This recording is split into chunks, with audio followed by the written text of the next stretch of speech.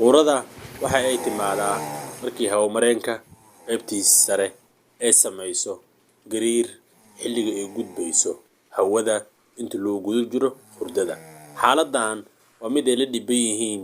dad badan ayagoo u maleeyo wax iska caadi ah ama aaminsaneen in la daaweyn karo. Insha Allahu maanta waxaan sharxeynaa quurada xilliga lagu tilmaami karo xaalad caafimaad darro iyo dhibaatooyinka qarsoon ee ka dhalan kara haddii wax sababay aan la daaweyn ama la xallin. Ugu dambeyn waxaan kusoo xiri doonaa cashirkeenna talooyin iyo wacyigelin muhiim ah oo ku aadan quurada. Soo dhawaada mar kale. halkan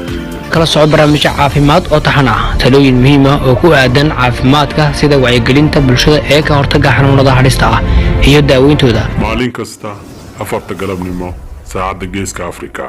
waxaa barnaamijka idiin soo gudbin doono Dr. Timujira. fadlan subscribe channelkeena haddii aad ku cusub tahay. sidoo kale muuqaalada aan soo gelino like saar. waana ku mahadsantihiin daawashada muuqaalada aan soo gelino. mahadsanidin. Haddii quurada ay soo raacaan calaamadaha soo socdo waxaa loo tixgelin doonaa xaalad caafimaad darro taas oo loo yaqaano obstructive sleep apnea taasoo loo soo gaabiyo OSA sida hortiinaba ku qoran. Xaaladdan waxa ay ka mid tahay xanuunada keena qalqalka hurdada ama sleep disorders wax loo yaqaano. Marka waa maxay calaamadaha la fiirinayo marka la dhahayo xaaladdan waa mid caafimaad darro oo waxay ka timid xanuunkan obstructive sleep apnea oo loo soo gaabiyo OSA. kow waxa waaye breathing pauses wax loo yaqaan in lagu arko qofka xilliga hurdada. oo tusaale oo kale inta badan waxaa ogaan kara qofka la jiifo oo kale ayaa ogaan kara oo qofka si uu hurdayo hal mar oo kala soo dhahayo soo boodaha ama soo fariisanaa madax kor u soo qaadaya. marka waxaa la lahaa muddo 10 second camal ah ayuu qofka naqas camal dareemaya oo hawadii ayuu waynayaa oo hawadii ayaa gudbi waynayso sabab la xiriira xaaladdan oo oksijiinka ayaa gudbi waynaya. marka waxaa laga yaabaa qofkaas inuu dareemo laakiin uusan soo kicin oo hurdada sii wato laakiin qofka ag jooga ayaa inta badan fahmi kara. dadka qaarna wayba la soo fariistaanba xaaladdaas. laba waxa waaye restless sleep wax loo yaqaan oo ah qofka in hurdada uusan ku ladin oo si fiican uusan u hurdin oo maanta dhan uu iskidkidiyo oo hal dhinac uusan u jiifi karin. ayadana waa calaamad kale oo muujinaysa xaaladda inay ka timid obstructive sleep apnea wax loo yaqaano. saddex waxa waaye qofka subax markuu soo kaco inuu isku arko madax xanuun oo la soo kaco subaxii. afar waxa waaye excessive daytime sleepiness wax loo yaqaan oo ah qofka in maalintii oo isku arka inuu hurdo u baahan yahay ama inuu maalinta fresh ahayn oo active ahayn oo hurdoonayo oo kana oo lulmoonayo wax la mid ah. qodobka shanaad waxa waaye sore throat wax loo yaqaan oo ah dhuunta inuu xanuun ka dareemo gaar ahaan subax markuu soo kaco inuu dhuun xanuun oo dareemo. calaamadii kor aan kusoo sheegnay ee soo lagu arkay dhuun xanuun inuu soo raacdo. sidoo kale dadka qaar waxaa u soo raaco xabadka inay xanuun ka dareemaan. dadka qaarna blood pressure-kooda ama cadaadiska dhiigooda inuu sare u kaco ayaa u soo raaca marka laga cabiro. marka haddii aad isku aragto calaamadahan ama qaar ka mid ah waxay u badan tahay quurada inay ka timid xaaladdan hortiina ku qoran ee loo yaqaano obstructive sleep apnea inay ka timid ayay u badan tahay. marka waa maxay waxyaabaha fududeyn kara imaanshaha quurada ama quurada qofka inay ku timaado. waa maxay waxyaabaha fududeyn kara oo qofka u keeni kara ama sabab u noqon kara imaanshaha arrinkan. kow waxa waaye haddii qofka obese oo yahay ama overweight oo yahay waa ula jeedo haddii qofka aad u cayilan yahay waa xaaladda koowaad ee keeni karta ama fududeyn karta. waana midda ugu badan ayaa la dhihi karaa oo dadka inta badan lagu arkaba xaaladdan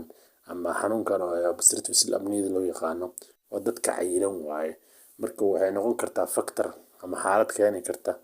ama fududeyn karta in qofka quurada lagu arko. laba waxa waaye haddii sida hortiina ku qoran kana muuqata haddii sanka qaab dhismeedkiisa ay wax ka qaldan yihiin oo defect oo jiro oo qofka sida hortiina ka muuqato kala sanka uu xiran yahay ayadana quuradaas waa la arki karaa. saddex waxay ku imaan kartaa quurada family history ama haddii dhaxaltooyo oo kale oo waxaa la lahaa haddii familkaada xaaladdan hore loogu arki jiray oo kale ayadana sabab u noqon kartaa. afar sleep deprivation wax loo yaqaano oo ah yacni haddii uu hurdada qofka yacni ay qaldan tahay oo kale oo qofka yacni hurdo ku filan uusan helaynin yacni oo loola jeeda inta badan cashirka ugu dambeyn oo kusoo sharaxnay yani waxa waaye qofka in waqti sax uusan hurdayn marba waqti uu jiifanayo oo laga yaabo caawa inuu waqti hore jiifto habeen dambe inuu waqti dambe jiifto habeenada qaar inuu jiifanin ayadana quuradan way timaadaa oo waa la arkaa oo waa xaalad timaado shan waxa waaye sleep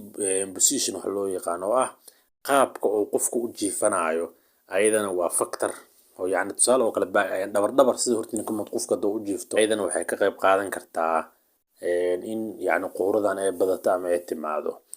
marka waxyaabahaas qodobadaas ayaa fududay waxaa kaloo lasoo raacaya alcoholka ama khamrada inkastoo bulshadeena waxaas aysan ku badnayn ayadana factor ayay noqon kartaa ama wax yacni sababaha ka qayb qaadan kara ayay noqon kartaa marka inaa fahanteen ayaa rajaynayaa quurada waxa ay tahay calaamadaha lagu garto markay ka timaado xanuunkan obstructive sleep apnea-da iyo waxyaabaha keeni kara ama sabab u noqon kara ama fududeyn kara marka waa maxay dhibaatooyin ka dhalan kara dhibaatooyin ka dhalan kara waxaa waaye qofku inuu maalinta hurdo dareemo sida hortiina ku qoran qofki yacni inuu jahwareer iyo madax wareer iyo wax dareemo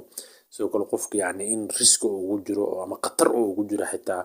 yacni in dhiig kar uu ku dhaco ama cadaadiska dhiiggiisa uu ziyaado sida hortiina ku qoran heart conditions ay ku yimaadaan oo wadnaha yacni carqalada ama cillado ay ugu yimaadaan ama problemi sidoo kale stroke inuu ku yimaado oo ah maskaxda dhiig inuu ka xirmo ama uu ku furmo waxaan waa caqabado ka dhashto waa dadka inta badan way fududaystaan waa quurada markay xanuunkan ka timaado waaye sidoo kale qofka in concentrationkiisa oo adkaada gaar ahaan tusaale oo kale qof marka wax baranayo oo kale waxbarashada inay ku adkaato cashirka inuu dhageysto ama fahmo inay ku adkaato oo wixii u soo jeedinoo yacni asaga dhan booran ama caajis dareemayo marka dhibaatooyinkan iyo kuwo kale ayaa ka dhalan kara xaaladda marka ay ka timaado dhibaatadan ugu dambeyn waxaan kugula talinaynaa yacni haddii miisaankaadu aad u cayilan yahay oo yacni qof cayilan aad tahay oo miisaankaada aad u weyn yahay yacni in miisaankaada aad dhinto oo jimicsi fara badan aad samayso sidoo kale yacni haddii sanka uu ku xiran yahay inaad dhakhtar la xiriirto si talo caafimaad lagu siiyo haddii alcohol qamri iyo wax lamid inkastoo bulshada inta badan ay isticmaaleen waxaas aa isticmaashan inaad iska joojiso sidoo kale qaab jiifkaada inaad wax ka bedasho oo sidaa hortiina ka muuqato wax ugu badan oo keena waayo oo qofku waxaa fiican inuu midig u jiifto ama bidix u jiifto wax lamid ah laakiin haddii xabad oo kale yacni oo aan ula jeeda dhabar oo kale oo jiifa sida qofka hortiina ka muuqdo oo kale ayadana sabab ay u noqon kartaa